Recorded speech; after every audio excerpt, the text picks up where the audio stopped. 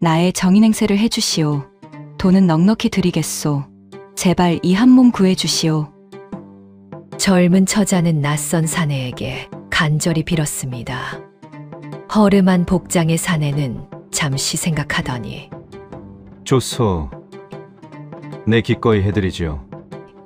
과연 이 맹랑한 거래가 불러올 거대한 파장을 이들은 짐작이나 했을까요? 귀한 당신께 들려드리는 귀인야담입니다. 구독과 좋아요로 이야기의 문을 활짝 열어주세요. 자, 그럼 오늘의 이야기 시작합니다. 옛날 옛적 조선 한양에 금올령이 내려졌습니다. 왕세자 저하의 배필을 간택하오니 혼기찬 처녀를 둔 집안은 처녀 단자를 올리라. 이 한마디에 조선 팔도에 교수를 둔 집안마다 울음바다가 되었지요. 딸을 궁궐에 바쳐야 할지도 모른다는 두려움에 어미들은 가슴을 쥐어뜯었고 아비들은 술잔을 기울이며 한숨을 내쉬었습니다. 그런데 북촌 예조판서 댁에서는 기이한 일이 벌어지고 있었습니다. 드디어 왔구나. 내 인생을 망칠 절호의 기회가. 규방 깊숙이 숨어 있어야 할 교수가 두 주먹을 불끈 쥐고 쾌재를 부르고 있었으니 이 아가씨가 바로 오늘 이야기의 주인공 윤서령이었습니다.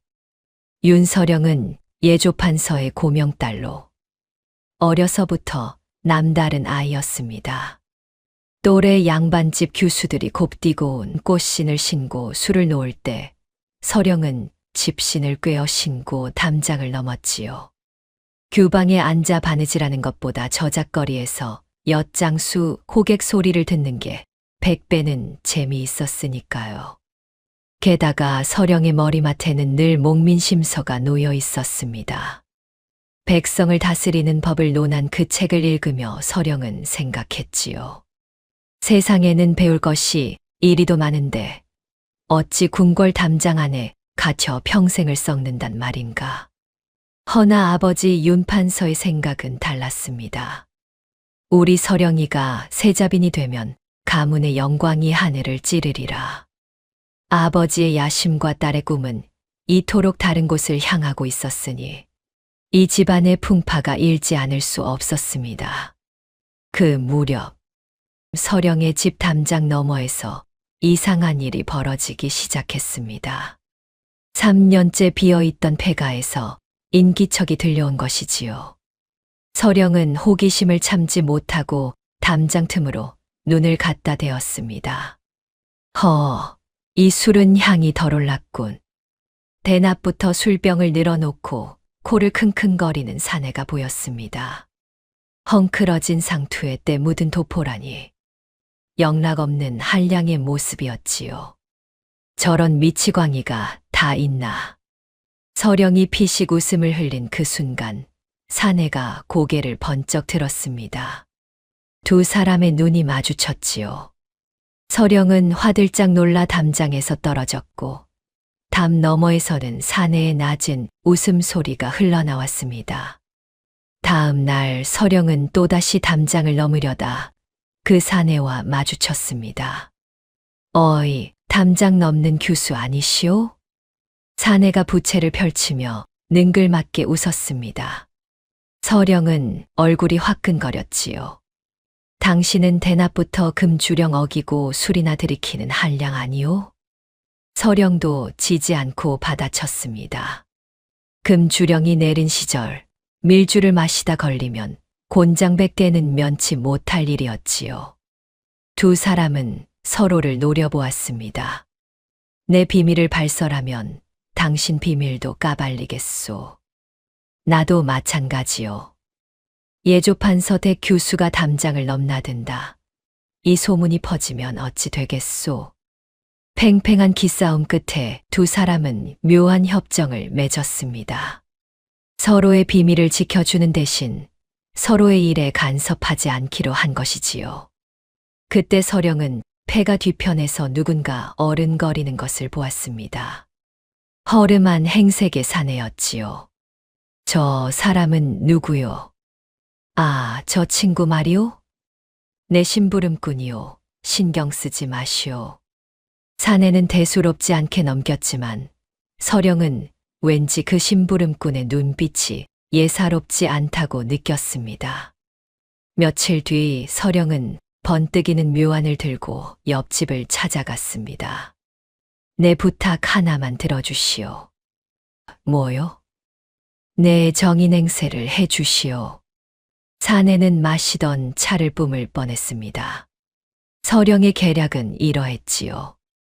옆집 한량과 밤마다 미래를 즐기는 난잡한 교수라는 소문을 퍼뜨려 처녀 단자가 올라가기 전에 스스로를 망쳐버리겠다는 것이었습니다. 돈은 넉넉히 드리겠소. 제발 이 한 몸 구해 주시오. 서령이 두 손을 모아 간절히 빌었습니다.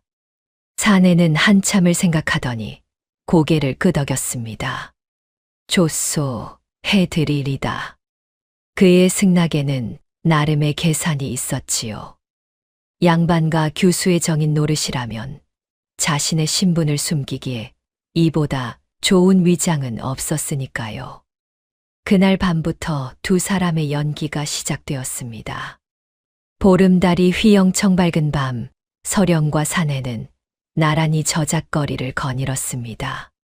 서령이 사내의 팔을 꼭 잡고 사내는 서령의 어깨를 감싸 안았지요. 여보게들 저것 좀 보게. 예조판 서대 교수가 웬 사내와 팔짱을 끼고 다니네. 행인들이 수군거리기 시작했습니다. 서령은 속으로 쾌재를 불렀지요. 어느 날 밤 사내가 서령을 주막으로 데려갔습니다. 이리 와 보시오. 재미있는 것을 알려주리다. 사내는 술병 여러 개를 늘어놓고 서령에게 냄새를 맡게 했지요. 코끝으로 향을 맡아 보시오. 좋은 술은 향이 맑고 상한 술은 시큼한 기운이 돌지요. 서령은 처음에는 어리둥절했지만 이내 재미를 붙였습니다. 어머, 이 술은 뭔가 텁텁한 냄새가 나오. 허허, 코가 제법이시구려. 그 술에는 불순물이 섞였소.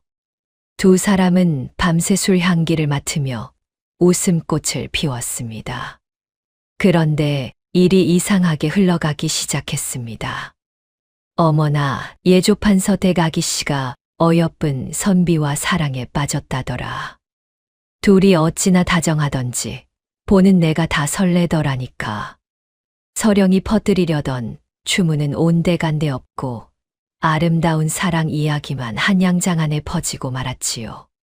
이게 아닌데. 서령은 땅을 치며 분해했습니다.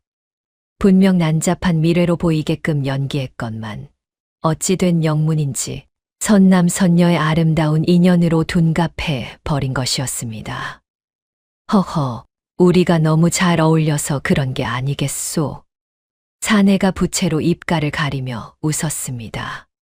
지금 웃을 때요? 이러다가 정말 간택에 끌려가게 생겼단 말이오. 서령이 버럭 소리쳤지만 사내는 여유로운 표정을 거두지 않았지요.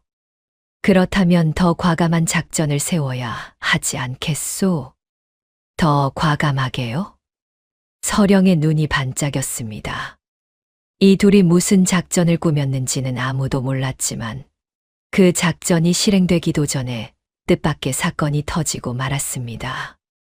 어느 날 저녁 두 사람이 저작거리를 걷고 있을 때였습니다. 골목 어귀에서 수상한 광경이 눈에 들어왔지요. 비단 옷을 입은 사내가 상인에게서 무언가를 건네받고 있었습니다. 저 자는 김대감댁 청지기가 아니오? 서령이 눈을 가늘게 떴습니다. 사내의 표정도 굳어졌지요. 수상하구려.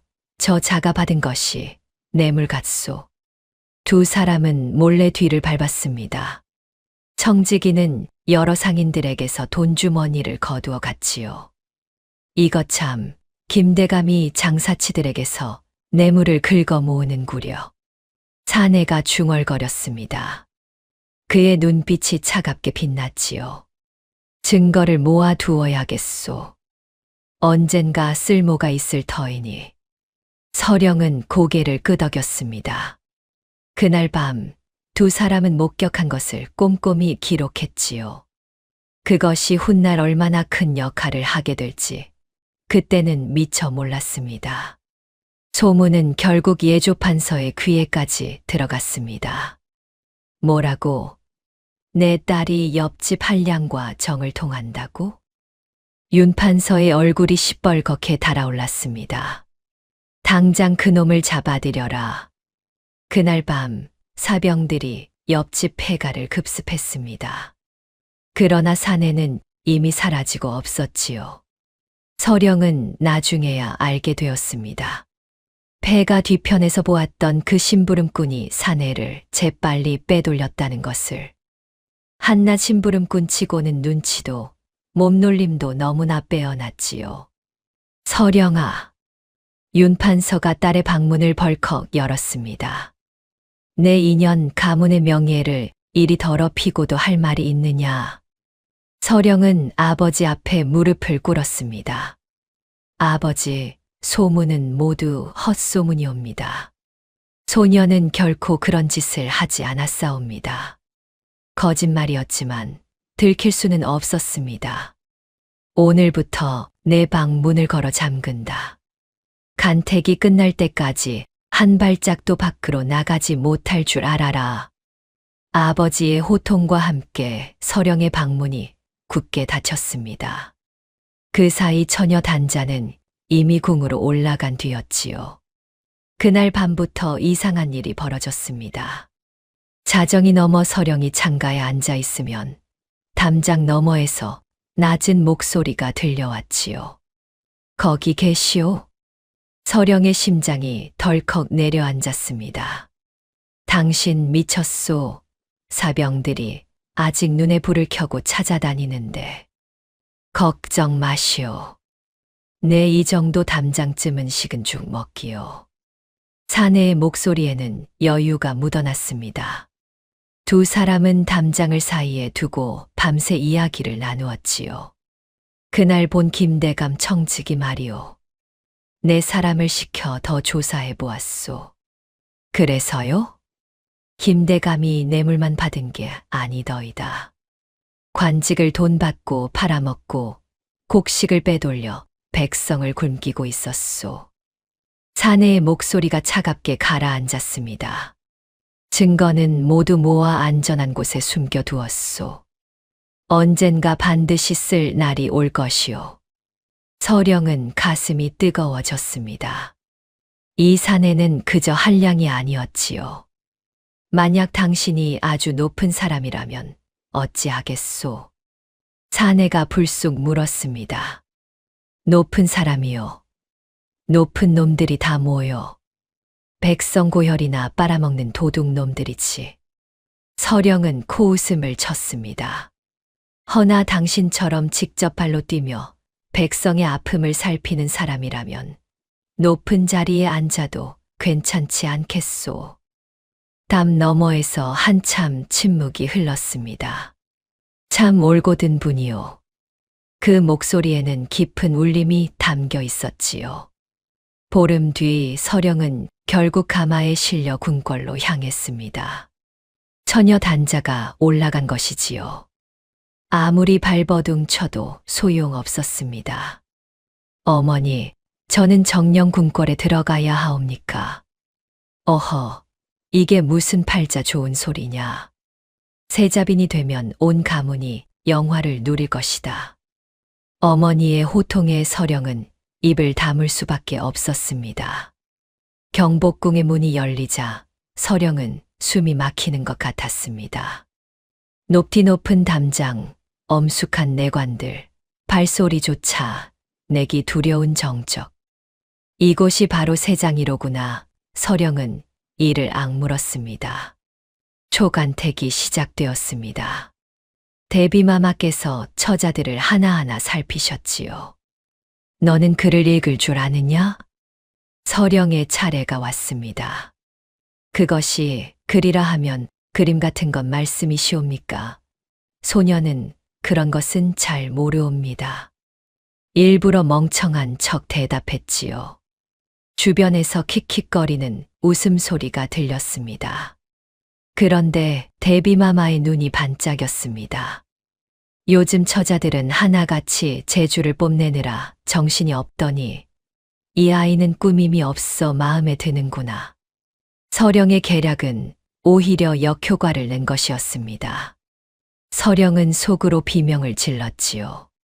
초간택 심사가 이어지는 동안 서령은 궁궐 이곳저곳을 둘러보게 되었습니다. 처자들은 이리로 오너라. 내관의 인도에 따라 긴 회랑을 걷던 중 저 멀리서 행차 소리가 들려왔지요. 세자 저하 납시오. 처자들이 일제히 고개를 숙였습니다. 서령도 허리를 굽혔지요. 그때 서령의 눈에 세자의 걸음걸이가 들어왔습니다. 어딘가 익숙한 느낌이었지요. 여유로우면서도 단단한 마치 옆집 그 사내 같은. 설마. 서령이 살짝 고개를 들었습니다. 세자의 옆모습이 스쳐 지나갔지요. 심장이 쿵 하고 내려앉았습니다. 아니야, 그럴 리가 없어. 서령은 고개를 세차게 저었습니다. 아무리 그래도 천한 한량이 어찌 세자일 수 있겠습니까? 분명 착각일 것이라고 서령은 애써 마음을 다잡았습니다. 궁궐에서의 첫밤, 서령은 잠을 이루지 못했습니다. 낯선 처소의 차가운 공기가 온몸을 감쌌지요.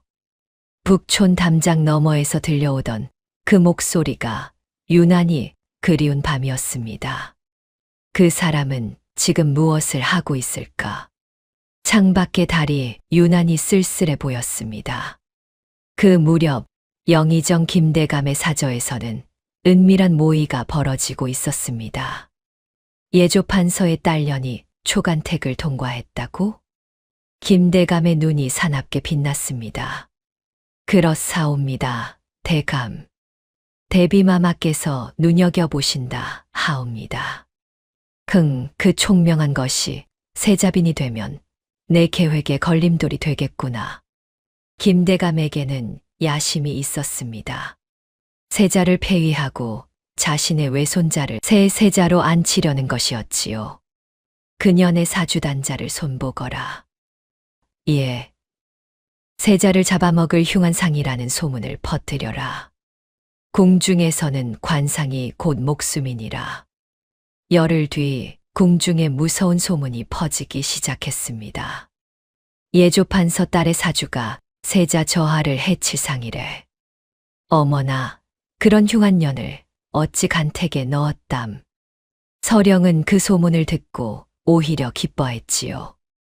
이제야 탈락할 수 있겠다고 생각했으니까요.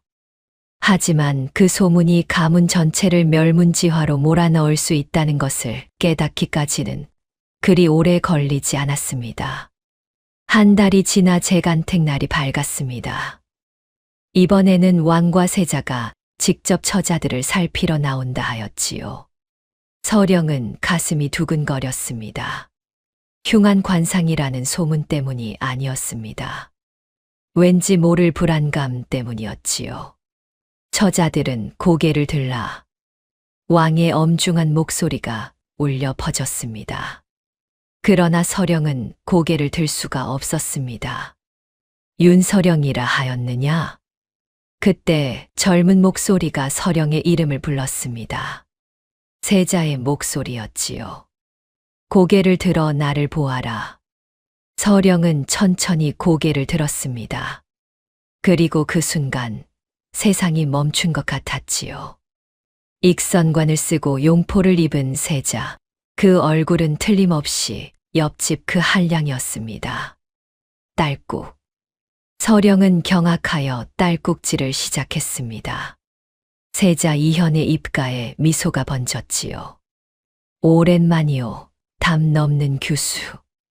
서령의 눈앞이 캄캄해졌습니다.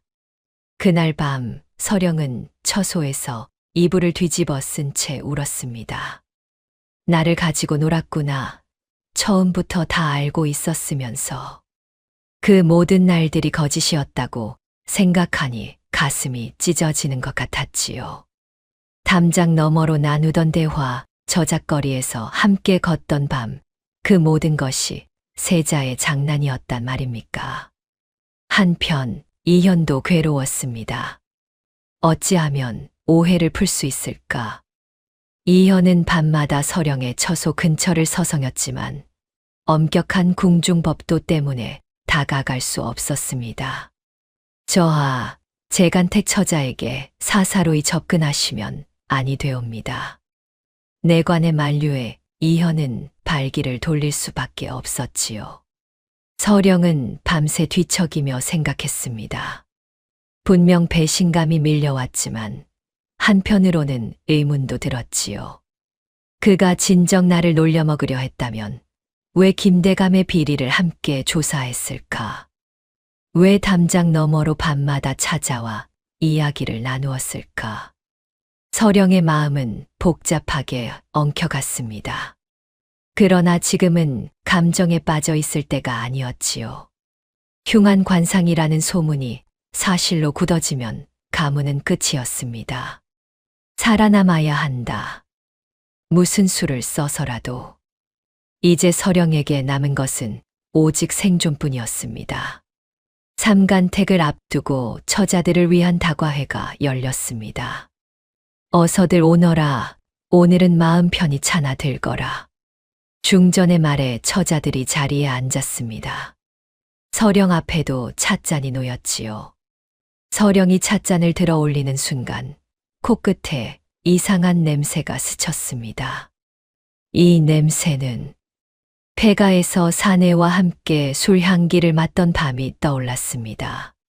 좋은 것과 상한 것을 구별하던 그때의 경험이 빛을 발한 것이지요. 분명 차에서 맡아서는 안 될 냄새가 났습니다. 아이고, 서령은 일부러 소매를 휘둘러 찻잔을 엎질렀습니다. 이런 소녀가 실수를 했사옵니다. 바닥에 쏟아진 차에서 희미한 연기가 피어올랐습니다. 독이었지요. 서령은 등골이 서늘해졌습니다. 누군가 자신을 죽이려 했습니다. 김대감의 얼굴이 떠올랐지요. 그 순간 서령은 깨달았습니다. 세자를 원망할 때가 아니었습니다. 지금 자신의 목숨이 위태로웠으니까요. 그날 밤 서령의 처소에 인기척이 들렸습니다. 누구요? 서령이 벌떡 일어났습니다. 창문 너머로 익숙한 그림자가 보였지요. 나요. 이현이었습니다. 그는 궁궐의 비밀 통로를 통해 서령을 찾아온 것이었습니다. 저하, 어찌 이곳에? 쉿, 조용히 하시오. 이현이 방 안으로 들어섰습니다. 달빛이 그의 얼굴을 비추었지요. 오늘 다과회에서 무슨 일이 있었소? 어찌 아셨사옵니까? 내 눈과 귀가 궁궐 곳곳에 있소. 폐가에서 보았던 그 사내, 실은 내 호위무사요. 서령의 눈이 커졌습니다. 그제야 모든 것이 이해가 되었지요. 서령. 이현이 서령의 이름을 불렀습니다. 당신을 속인 것은 미안하오. 처음 만났을 때 나는 그저 세자라는 무거운 짐에서 잠시 벗어나고 싶었을 뿐이오. 서령은 고개를 돌렸습니다. 처음에는 담장을 넘나드는 당찬 교수가 그저 신기했소. 허나 그대와 이야기 나누고 그대의 올곧은 마음을 알수록 내 가슴이 뛰기 시작했소. 이현의 목소리가 떨렸습니다. 높은 놈들은 도둑놈이라던 그대의 말이 내 가슴에 비수처럼 꽂혔소. 그래서 더 열심히 백성의 삶을 살폈소. 그대에게 부끄럽지 않은 사람이 되고 싶었소. 서령의 눈에서 눈물이 흘러내렸습니다. 저를 속이신 것이 아니었사옵니까? 어찌 그대를 속이겠소? 당신을 연모하는 마음은 한량이 아닌 이 나라 세자로서, 아니 사내로서 진심이오. 이현이 서령의 손을 잡았습니다. 오늘 다과회의 독 분명 김대감의 소행이오. 내가 반드시 그대를 지키겠소. 서령은 이현의 눈을 바라보았습니다. 그 눈빛에는 거짓이 없었지요. 믿어도 되겠사옵니까? 내 목숨을 걸고 맹세하리다. 두 사람의 눈이 마주쳤습니다. 창문으로 스며든 달빛이 두 사람을 포근히 감싸 안았고 차가웠던 처소의 공기가 어느새 따스해졌지요. 촛불이 흔들리다 이내 꺼져버렸고 방 안에는 오직 두 사람의 숨결만이 가득 찼습니다. 마침내 삼간태, 최종 간택일이 밝았습니다. 전하, 대비마마, 신이 아를 말씀이 있사옵니다. 김대감이 앞으로 나섰습니다. 예조판서 윤씨 가문이 영모에 가담했다는 증거를 입수하였사옵니다. 전가 간이 술렁였습니다. 윤 판서의 얼굴이 하얗게 질렸지요. 이것은 모략이옵니다. 증거가 여기 있거늘 무슨 모략이란 말이냐? 김대감이 의기양양하게 서찰 묶음을 내밀었습니다. 절체절명의 순간이었지요. 바로 그때 서령이 앞으로 나섰습니다. 전하, 소녀가 아를 말씀이 있사옵니다. 여기가 어디라고 네가 함부로 나서는 거냐? 김대감이 호통쳤지만 서령은 눈 하나 깜짝하지 않았습니다. 소녀, 규방에만 있지 않아 세상 물정을 조금 아옵니다. 서령이 품에서 장부 한 권을 꺼내 들었습니다. 저작거리에서 이현과 함께 목격하고 기록해 두었던 김대감 일파의 비리 장부였지요. 이현이 폐가에서 몰래 가져와 전해준 것이었습니다. 이것은 김대감이 뇌물을 받고 관직을 팔아먹은 기록이옵니다. 그리고 이것은 세자 저하를 폐위하려는 밀서이옵니다. 순간 전가간이 발칵 뒤집어졌습니다. 김대감의 얼굴이 흙빛으로 변했지요. 인연이 감히 대감, 제 목숨 하나로 가문을 망치려 하셨으니 소녀도 제 목숨 하나 걸고 진실을 밝히는 것이옵니다. 서령의 눈이 당당하게 빛났습니다. 왕의 얼굴이 차갑게 굳었습니다. 김대감, 이것이 모두 사실인가? 전하, 이것은 모두 날조된 것이옵니다. 날조. 이번엔 세자 이현이 앞으로 나섰습니다. 아바마마. 소자가 직접 수집한 증거이옵니다. 수년간 자맹을 다니며 백성들의 목소리를 들었사옵니다. 김대감 일파가 얼마나 백성의 고혈을 빨아먹었는지 소자는 두 눈으로 똑똑히 보았사옵니다. 왕의 눈이 번쩍였습니다. 세자가 자맹을 다녔단 말이냐? 그러하옵니다. 높은 곳에 앉아서는 백성의 진정한 삶을 알 수 없기에 직접 발로 뛰며 살폈사옵니다. 왕은 한참을 침묵했습니다. 그리고 천천히 입을 열었지요. 김대감을 당장 하옥하라. 전하, 전하. 김대감이 끌려가며 비명을 질렀습니다. 그의 일당들도 하나둘 붙잡혀갔지요. 윤판서는 눈물을 흘리며 서령을 바라보았습니다. 서령아, 내가 우리 가문을 살렸구나. 서령은 아버지께 절을 올렸습니다. 소녀는 그저 진실을 밝혔을 뿐이옵니다. 하지만 서령의 눈은 이현을 향해 있었습니다. 이현도 서령을 바라보며 미소 지었지요. 오랜 시련 끝에 마침내 빛을 본 순간이었습니다. 모든 오해가 풀리고 왕은 서령의 기계와 지혜를 높이 샀습니다. 이 아이를 세자빈으로 삼겠노라. 성대한 가래가 열렸습니다. 서령은 화려한 원삼을 입고 이현의 곁에 섰지요. 첫날 밤 두 사람은 합한줄을 나누며 지난 날을 떠올렸습니다. 그때 담장 너머에서 처음 눈이 마주쳤을 때 설마 일이 될 줄 알았겠소. 호호, 저는 미치광이 한량인 줄로만 알았사옵니다. 나는 당신을 담넘는 날라리 교수인 줄 알았소. 두 사람은 마주보며 웃었습니다. 몇 달 뒤 한밤중 궁궐 담장 아래 두 그림자가 어른거렸습니다. 먼저 넘으시오. 아니, 먼저 받쳐주시오. 세자빈께서 먼저 넘으셔야 제가 따라가지요. 저하께서 먼저 넘으셔야 소첩이 따라가지요. 티격태격하던 두 사람은 결국 함께 담장을 넘었습니다. 자맹을 나가는 세자 이현과 세자빈 서령이었지요. 달빛 아래 두 사람의 뒷모습이 저작거리로 사라졌습니다.